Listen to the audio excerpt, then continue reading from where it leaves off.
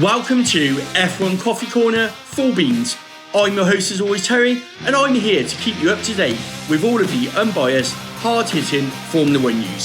So grab your favourite mug of coffee, sit down, strap in and get yourself comfortable to join in the conversation. Because this is F1 Coffee Corner.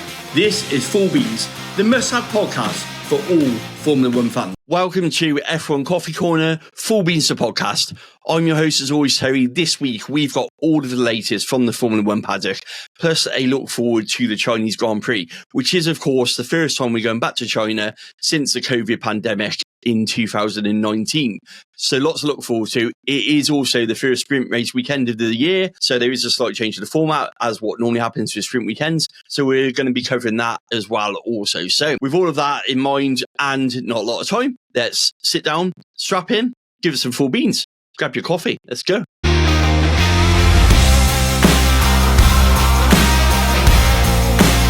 So, Formula 1 news. Couple of stories really to talk about. The biggest one being obviously Fernando Alonso signing a new contract with Aston Martin.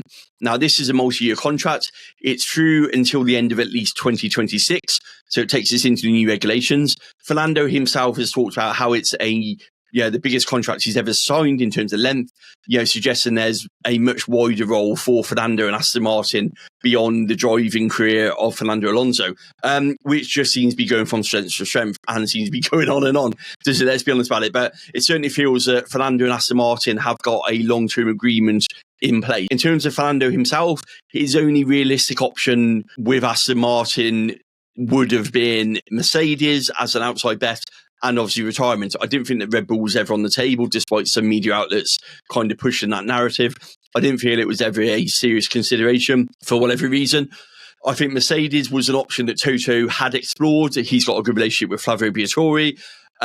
Obviously, the experience and the signing of Fernando would have been a good boost with Lewis going in terms of exposure and Mercedes and bringing in a world champion. But I think ultimately he wants George to be the number one driver, so he's going a different way about it. Where does that leave Mercedes? I think personally it's a straight choice now. We're looking at between two drivers, which is Toto signing Carlos Sainz from obviously Ferrari with him being out of contract, or the promotion of Kimi Antonello, who's currently about to be tested in the W12 in Austria this week. Two reasons for this. I think Carlos will do a really good job for Mercedes in terms of the here and now, but I also think that Toto is quite keen to make sure that he doesn't lose out on Kimi like he lost out on Max. And I feel that he might be seeing the performance of the W15 currently and the team as a good opportunity to maybe bed Kimi in a team that isn't performing at the top of its game. And by that, I mean there's going to be a lower expectation on him. So it'll be interesting to see on that front what's going on. And let's dive into Fernando Alonso, because it was a bit of a shock in terms of a 2-year deal. It came out of nowhere in terms of when we were expecting it to be announced. There was no kind of warning. He gave us that Seb-style scare where he came and sat in the chair. Really clever marketing from Aston Martin, as always. Clearly on top of the social media, clearly on top of what the fans want to see. And in terms of what it means for Aston Martin, I still think that Honda, by being exclusive to Aston Martin, have made a sort of deal with Aston Martin that they're going to have a choice of one of the seats. So with Fernando tied in, you kind of feel that maybe now we might be seeing the beginning of the end of Lance Stroll and Aston Martin in 2026. I think we're going to get another couple of years. I do think that we got this season, next season, and then 2026, Honda influence will kick in. I do believe that puts someone like Yuki in a prime position. And, maybe it looks like we're going to be having Fernando Alonso and Yuki Tsunoda for 2026 for Aston Martin, with Lance Stroll moving aside because of that. That's based on just what I've seen in the past with Honda deals and what's going on, not based on anything that we're hearing from Aston Martin. They've actually been quite complimentary about Lance Stroll this week, but we do know he's got this rolling contract. We do know there's a lot of pressure. And at what point will they make that change? And at what cost did the Honda deal come to Aston Martin? So really intrigued to see how that one plays out. With regards to Fernando himself, it's his last big chance, isn't it? He feels that Honda's in a good position to give an engine. He's clearly got over the bad blood that was in that relationship from when he was at McLaren. There was a bit of talk that might have been a stumbling block to this contract signing. Honda have quite clearly gone, no, we're fine with it. I imagine it's taken a few discussions. Fernando wasn't very complimentary of Honda when he was at McLaren, and he made a couple of remarks that I'm sure there are a lot of people at Honda who still remember and weren't quite happy with. So I imagine it did take a bit of ironing out. But even so, Fernando Alonso once again tied himself in. Aston Martin 2026. Deal done. Like I said, last big moves now are obviously Red Bull with their second seat, which is looking more and more likely. With Carlos, I don't think a sort of an option for Red Bull. I don't think him and Max gets on. I don't think that that's something which is going to happen. So I can see Checo getting that one, especially given the current performance of Daniel in that Visa Cash App RB. So I think Checo to Red Bull, even if it's only a 1-year extension to take them into 2026, will be signed. Middle of the European leg, so I think we'll get that one, providing Checo's performances don't dip off. And that leaves Carlos really, like I say, with a move to Mercedes, or he's looking at Sauber Williams, believe it or not, which is just frightening, really. Other news, Andretti, got to talk about Andretti. So Andretti, as we know, haven't got a seat in Formula One until 2028 at the very earliest. And even then, it's not a guaranteed seat at all, depending on what happens in the Concord Agreement, which we're going to come on to just after this bit here. But yeah, so Andretti, full steam ahead, opened their Silverstone facility, 45,000 square feet on Silverstone Park, which is just behind the Aston Martin headquarters, right by the track there. Now, this is going to be a hub for all of their European racing as well. So they're going to move their Formula E to there. They're going to move lots of other bits that they do into there. They're looking at entering Formula 2, Formula 3, and I believe Formula 4 as well. That's obviously to get on side with Formula 1 management. We know their relationship with the FIA is good. Also, they want to increase the chances of American drivers coming up through the ranks, and they feel the best way is to have the team for that. They're here for the long term. Love Andretti's positivity on this. Love the fact they're not taking no for an answer, even though Formula One management has said you're not coming in. Love the fact they're just pushing ahead. Now, with regards to what it looks like for them, they're building a car for 2026, which is quite an interesting conversation. So their project in Silverstone already has recruitment underway. They've got staff from Formula One teams coming on board already. They've got the 2026 regulations. They're full steam ahead. Now, I suppose one of the concerns I've never really looked at before with the Formula One teams is, are they worried about Andretti joining? One, we know prize money is the big stumbling block. Don't get me wrong. We know that's number one. But is number two this outside of the cost cap development that they're currently doing? Now, we know that Audi looked into Sauber. So Audi have to abide by Sauber's rules and their regulations because they're buying an existing team. Now, Andretti technically aren't part of the Formula One calendar. They're not part of Formula One because they've got an entry approved, but they haven't got a contract with Formula One management to enter the grid. So therefore, I don't know the rules on the cost cap, if I'm honest, which is really annoying for someone who prides themselves on knowing the rules. I would imagine they would have to show a willingness to be working within the cost cap because that's what would be expected. But then I don't know how you would impose cost cap sanctions on a team not in Formula One. And I don't think you can, if I'm being honest, because surely Andretti would then be able to say, well, you can't impose sanctions on us because we're not part of the Concord Agreement or part of Formula One. We're just kind of building a car as a hobby, I suppose is the best way to describe it. Which, does that mean that Andretti might actually have found the ultimate loophole in terms of development here? They might be finding a loophole where it allows them to build a car outside the cost cap. And if they do come in 2026, are they going to be a team to be reckoned with? Yeah, based on their experience in motorsport anyway, but also because of this loophole that has suddenly reared its head, which I hadn't even thought of until someone made a comment on one of my videos. So yeah, great spot on the person who commented about cost cap regulations, because I know it applies to teams. I know it applies to teams taking over, such as Audi. What I don't know is, does it apply to teams who are waiting to come to Formula One? Like I say, you'd have to show some willingness, but surely that would be in the year before sort of thing. So, yeah, interesting one. Like I say, they've got people coming on board. They're quite keen to push ahead anyway. They're quite keen to have their car ready to go for 2026. They talked about General Motors are already starting engine development, even though they're not an approved supplier. And yeah, like I say, kudos to Andretti for just going full steam ahead. And yeah, from a personal point of view, really hope they get on the grid as an 11th team, because we're going to talk about takeovers in just a second and Concord Agreement. But yeah, seriously, if you haven't seen already, check out the post on that. Facility looks amazing. Expansion to grow. Looks really good. Can't wait to see what Andretti do, especially if they're going to enter Formula 2, Formula 3, and potentially Formula 4 as well. So it'd be great to see Andretti becoming a force within Formula 1 and the sport and races, as well as what we already are for Formula E and obviously other motorsports as well. So let's hopefully get this Formula 1 management and FIA approval out of the way. So next bit I want to talk about was the Concord Agreement, because this does affect Andretti in terms of what's going on. Now, the Concord Agreement has been pretty quiet recently, quite surprisingly, because it runs out at the end of next year, at the end of 2025. There is a lot of talk from people within Formula 1 saying that they're viewing this one very much as an extension to the current agreement, so they're not overly worried about it. They think that the current negotiations are going to be quite simple, quite fast, quite straightforward. Two caveats, though, to this. There is two things which are proving a bit of a thorn when it comes to the Concord Agreement. Number one is new cars.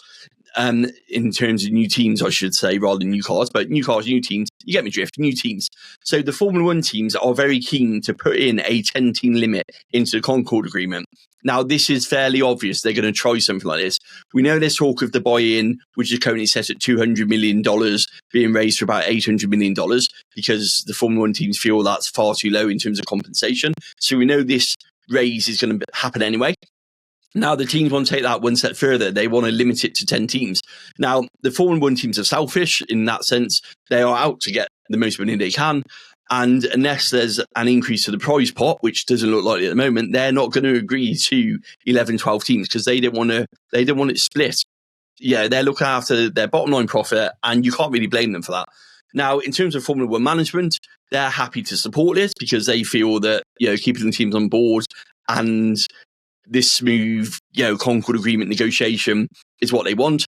For them, it doesn't make any difference. They're not going to gain extra from having Andretti in the sport. They don't feel that adding Andretti to the sport is going to give them enough of a shot in the arm to make a lot of money off taking Andretti in.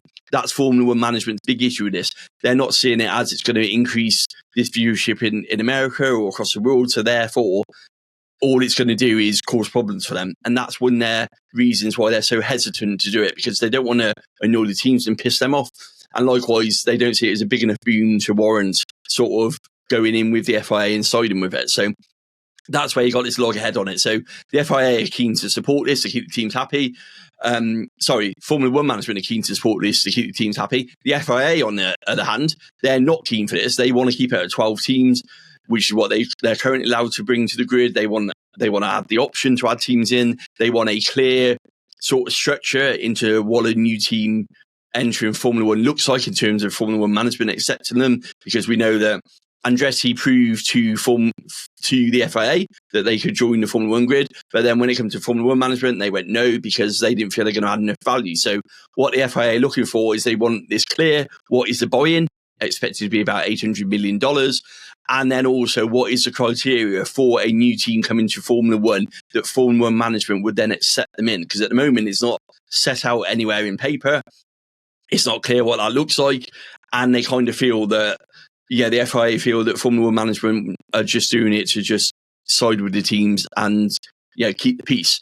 So that's what they're looking for. So like I say, the teams and Formula 1 management are keen to push that one through.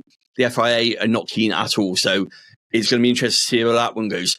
Now, the next part of the Concord Agreement, which is a bit more of a sensitive issue, is joint ownership. Now, this is obviously aimed at one company, which is, of course, Red Bull, who own Visa Cash App RB, as well as Red Bull.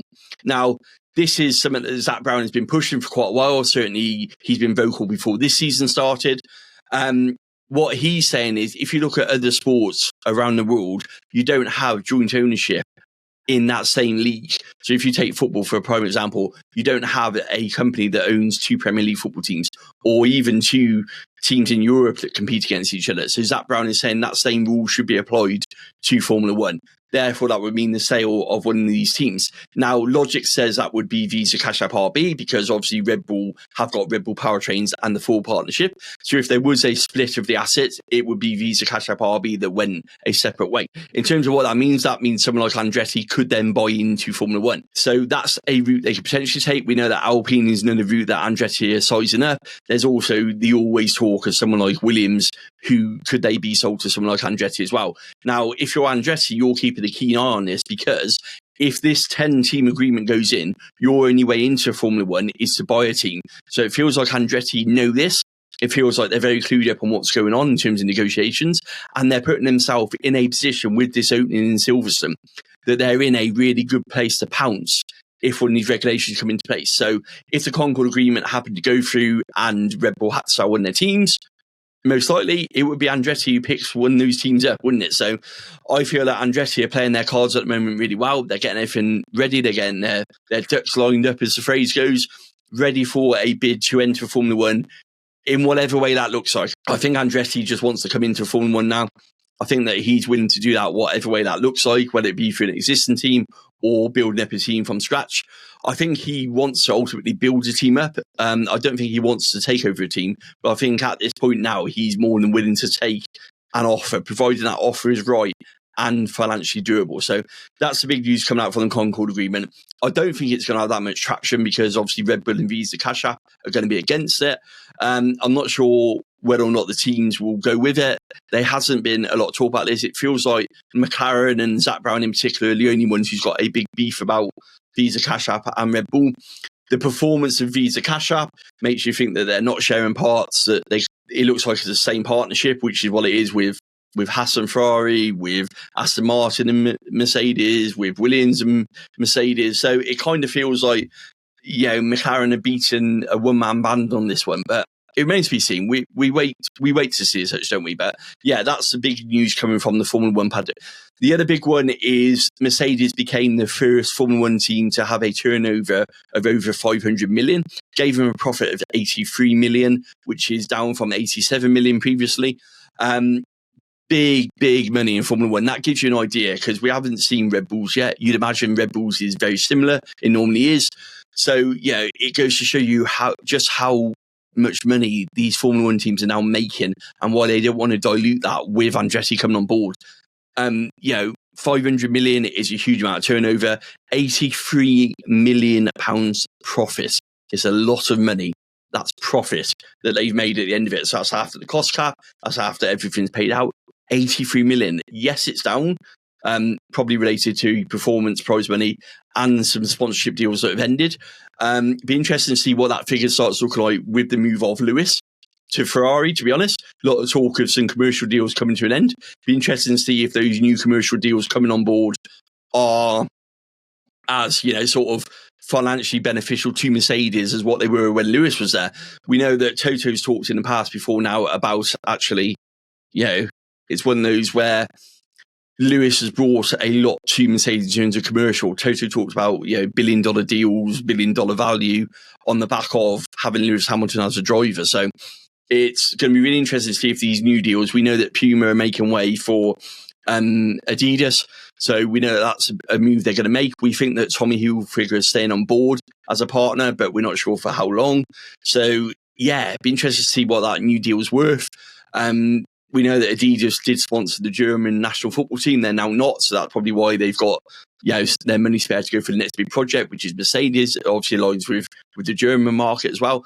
But yeah, I want to see what that sort of second year after Lewis has left looks like for Mercedes, with a lack of driver performance in terms of where they are in the World Championship, and also probably it's fair to say a lack of marketability in terms of having Lewis Hamilton there, because if you've got a partnership of George and Carlos, or even George and Kimi Antonelli, it's a lot less marketable as Lewis Hamilton and George Russell, isn't it? So really keen to see how that one goes. And also from a business point of view of how many people are Lewis fans who will go and support Lewis at Ferrari, and how many are Mercedes fans. That's going to be another real shift in dynamics that I'm keen to see how this one plays out, because at the moment, when you talk to people, there's a lot of people who are in that camp where they say, actually, I'm a Lewis fan, so I'm going to go that way. Or, there's some who were saying, actually, I'm a Mercedes fan, and you know what? Thanks, Lewis, but I'm still going to support Mercedes. So really keen to see how that one plays out.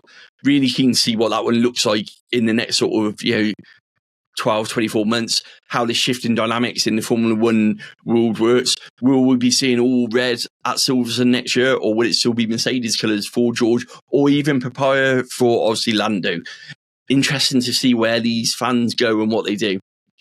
Really fascinating times, really, for Formula One, something which we haven't really looked at. And that's pretty much it for the news. The rest of the news isn't really that exciting in terms of what's going on. It's normal sort of everyday news. Upgrades will come on to for China in a minute when we do that section. So yeah, let's get into China, shall we? Because we haven't been there for a while.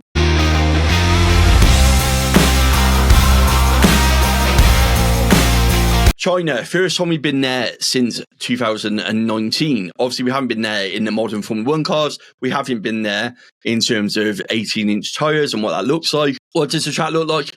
5.451 kilometres, 56 laps. First Grand Prix was in 2004, so technically we're celebrating 20 years. Although I don't think they're celebrating it because we haven't been there for the past few, obviously due to COVID restrictions. China was the most hit, as we know, and in terms of quarantine, they were the most hit, so Formula 1 hasn't made it back there. Lap record is actually, let me just check, Michael Schumacher in 2004 with a lap of 1 minute 32.238. 2 DRS zones, tyres, Pirelli brought with them the C2, the C3, and the C4 compound tyres. Now, in terms of the track itself, this is where it's going to get very interesting. So the track itself hasn't been raced on for a number of years. It's going to be a green track. It's on marshland, it's on wasteland, industrial area. It's been resurfaced in places. So they've done some resurfacing work using a new method, which is like a 3D mapping, where it basically maps all of the bumps, grinds them down, resurfaces it. So we don't know if the whole track's been done that way or whether or not there's just areas that have been done. We know that turn 1 has had a complete resurface, and I believe turn 8, which was another bumpy area, has had a complete resurface. So that's going to affect the tyre degradation. Like I say, lack of running is going to affect it. The weather, we've got rain coming in Friday, sort of Saturday, showers. Now, if you go back to Turkey in 2020, when it rained and all those oars come to the top and they made it like an ice skating rink, we've got that potential as well. Lots of unknowns. And of course, we are into a sprint weekend. Now, what does the sprint format look like for 2024? Because there has been some changes. So what we've now got is on Friday, we've got free practice 1. This will then be followed by sprint qualifying. Now, sprint qualifying on Friday will be the start of Parc Ferme, and then on Saturday, we will have the sprint race in the morning. Now, once that sprint race has concluded, Parc Ferme will be lifted because according to the technical regulations, that event has technically finished. Then we have qualifying for the race on Saturday afternoon when Parc Ferme reopens again, so a second bite of the cherry, into the Grand Prix itself on Sunday. What does this mean? This means that teams can now use the data from free practice 1, from sprint qualifying and the sprint race to make changes to the car before qualifying. Now, this is something that the teams push for on the back of what happened in Austin last year, where Lewis and Charles both got disqualified. They realised they had a problem with the setup. They knew that to change that setup, they'd have to go to the back of the grid, and therefore they just took a gamble. Didn't pay off, they got disqualified. But the teams were annoyed because they didn't have the option to change that setup, where they would have just raised that ride height just that little bit more and tweak it. The disadvantage to this system, it could make the sprint race itself more like an extra FP session, and also you can't run the car on track. So I said in the podcast I filmed with Fantasy Formula earlier this week that when you think about it, teams like Mercedes, they are known to make changes overnight and they bring it to the track and the car handles completely differently. You won't have that option to try it. So it is a bit of a gamble for some teams to change that setup. So we might just see more tweaks rather than a radical setup change. Or if you're a team who's got no chance of scoring points in the sprint, it may well just be a ceremonial sprint race.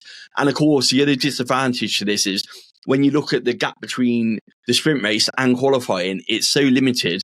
Our team's going to be really pushing for it, knowing that any big accidents, any big crash is going to put you out of qualifying for the main Grand Prix, with it being such a tight turnaround in terms of the actual allotted time you've got between the sprint race and qualifying to get your cars ready. So not even a parts issue, which we all know is an issue for some teams. We're talking about a pure time point of view.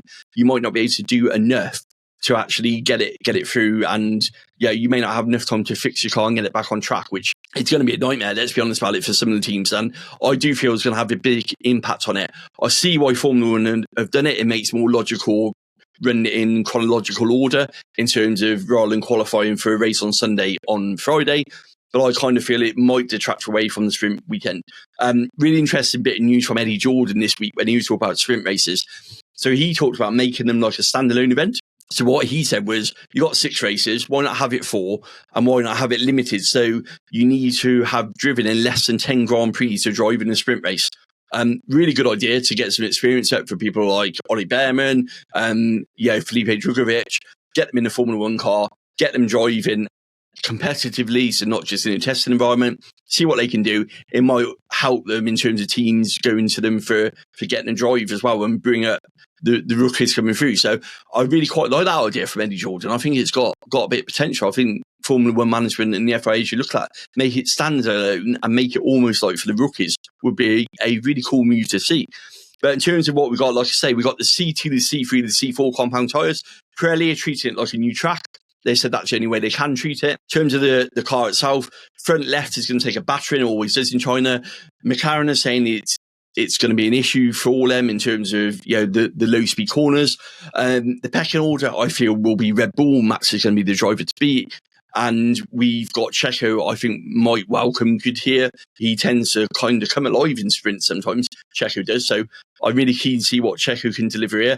I think Ferrari, with the moves they made in terms of their tyre degradation, are going to be really strong here. I feel they're going to be the closest team to Red Bull. And then I think we're going to get a bit of a mixture. I think Aston Martin straight line speed in Japan, they had one of the fastest straight line speeds without DRS open. Clearly, the team have made some tweaks to DRS this season, so I feel they're going to be a team to be reckoned with going around this track with 2 long straights, 2 DRS zones, of course, here in China. And then I think we're going to see McLaren and then Mercedes is going to be the pecking order for the top sort of 5, which we know is a breakaway group now from the rest of the 5. Now, in terms of the other 5, Haas are bringing upgrades to just Kevin Magnussen's car. So what they're doing is make sure they've got enough spare parts. So rather than bringing 2 and risking an issue if they have a crash, they're saying, right, Kevin's having them for this race, and then they will have enough developed for Miami to give it to Nico Hulkenberg as well. So they're doing it in 2 separate hits. So Kevin's got it for this weekend. Nico and Kevin will have it for Miami. So they're not taking it off Kevin. They will have him ready for that one there. We know that Alpine have rushed a new floor. God, they need it. Let's be honest about it. They've got a new floor arriving for China. I don't know if it's 1 car or 2 cars yet. They've not clarified that. And we also know that there's a chassis change for Visa Cash App RB and Daniel Ricciardo. This is a scheduled change. It's not something that they feel is a performance thing at all. It's something that was planned in anyway. So they've decided to do it for Daniel's car because he's been saying that he feels there's something not quite right with the car. Obviously, had the crash in Japan, makes sense to do it on that car as well. I also believe there's a new floor coming either Miami or Imola for a Visa Cash App RB as well, but I'm not 100% sure on that one. So that's what we got in terms of upgrades and running order. Like I say, Andrea Stella has talked about how he feels McLaren going to struggle with some of these low-speed corners that they got. That's why I feel like Aston Martin, and in particular Fernando, is going to have to jump on him. Haas, I feel, is going to be the best of the rest. I think Visa Cash App RB is going to kick in. Then I think you've got Williams, Sauber, and of course Alpine. We've not got any official news on Sauber's pit stops yet. Obviously Joe in his first home Grand Prix, it'd be great to see the atmosphere there. Lots of merchandise going on with Joe in China. Lots of sort of Formula One fans are doing a special Joe League for this week as well, which is great to see. So if you get a chance, head on over to Formula One Fancy and check that one out. You can enter league and you can win some great prizes where you go up against Joe for this week only. Probably going to have to use a chip if you want to do on that one. If you haven't followed Fancy Formula by now, where have you been? That's the latest thing this year. And yeah, I think China's going to have, it's got the potential, hasn't it, to just throw everything up there. The teams haven't got data. We've got 1 pre-practice. We haven't been there for so long. A lot of drivers haven't driven there or have driven there, years ago. I think, Fernando was 2018 was the last time he drove there, because the last time we were there, he had retired for the first time. So yeah, really intrigued to see where this one goes. Sprint race will always be good. Sprint race back to back. Obviously, we go from here to Miami. And then obviously the big first upgrades after that, which will be Imola. So a lot of teams, it looks like they're bringing these upgrades forward to check their CFD and wind tunnel data. We know that Mercedes, we don't need to harp on about that when we've gone on this podcast enough about that. But we know Mercedes have had problems with the correlation. So it seems like a few of the Formula 1 teams are rushing some upgrades through. Teams like Alpine need the help, so they're rushing it through for that basis. But also, this first big upgrade package that's coming in Imola, what the teams want to do, they want to make sure that what they're seeing in the wind tunnel is coming on track before they deliver that upgrade in Imola, before they make that final tweak to what that package is going to look like. First European legs, we'll see a massive upgrade for virtually all of the teams. So don't be surprised when we get to Imola that the update list is going to be humongous when we get there. But yeah, I think that's pretty much all I've got in terms of preview for China and the Formula 1 news.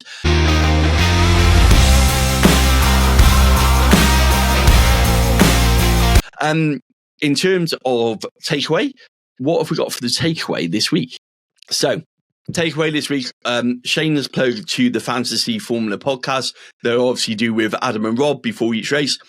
We normally do the live show. That will be back this Friday, 5 p.m. UK time, over on FanAmp YouTube. If you do get the opportunity, come join us. Ask your questions in there. I'll be there delivering the tech news.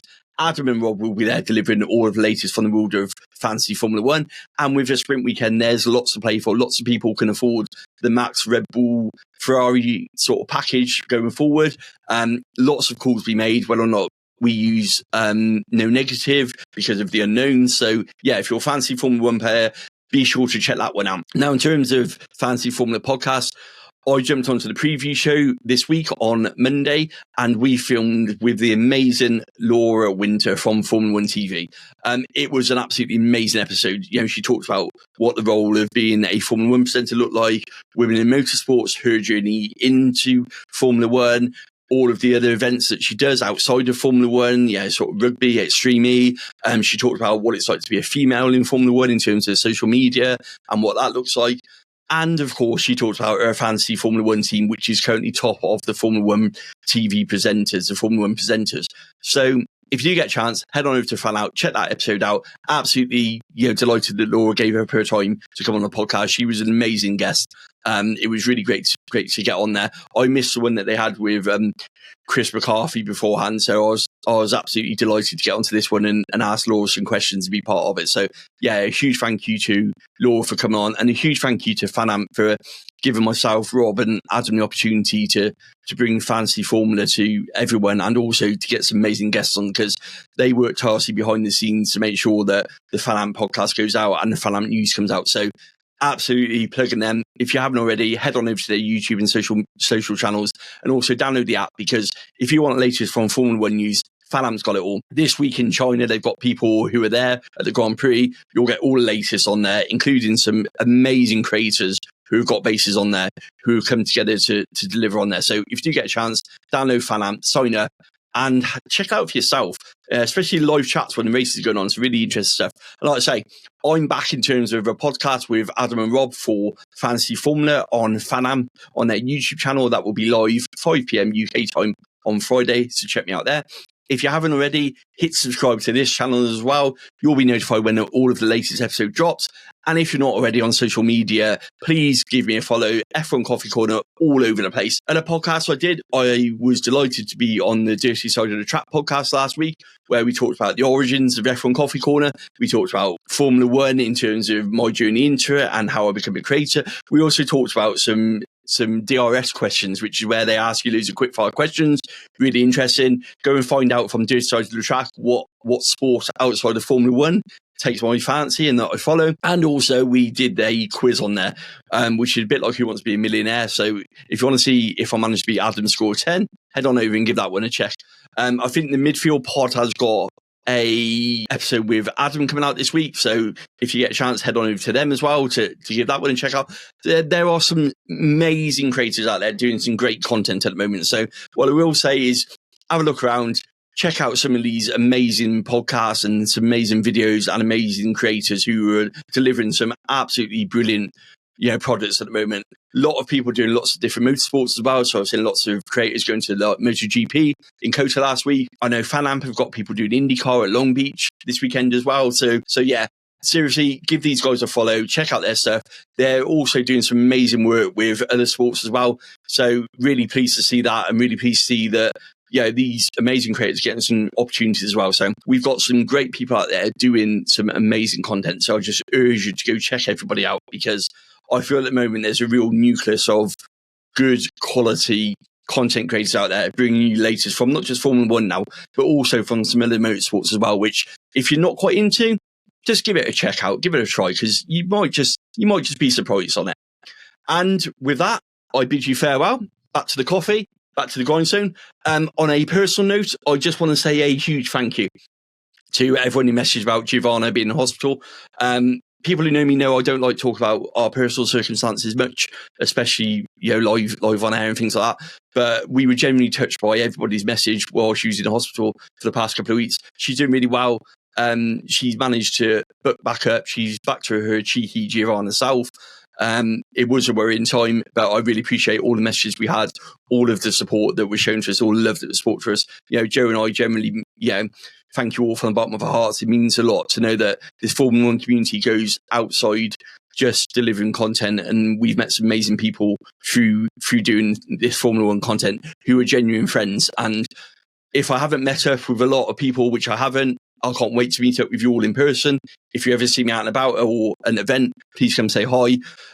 Would always happily stop and chat about Formula One and the other things on there. And just generally thank you from me, from bottom of my heart. Thank you from Joe as well, and the kids. It means the world to us to know that people are so concerned by it. So appreciate you all. And like I said, I will see you all. Let's hope China delivers a bit of excitement back into the world of Formula One. There's been a lot of talk about it being stale and a lot of talk about it being boring, but for me, your glass is either half full or it's half empty. You can choose to see negative or the positive. The positive are, we're back in China. It's the first time since COVID. That in itself is worth celebrating, because it means finally we're going back to somewhere which was hit really hard by what happened in the pandemic. So stirs a bit of emotions as well, if I'm honest, from lockdown and stuff. So glad to be back to China. Can't wait to see what a sprint format looks like with the new format. And I can't wait to see just what happens when they hit the track in Shanghai. Catch you all soon. Thanks for listening.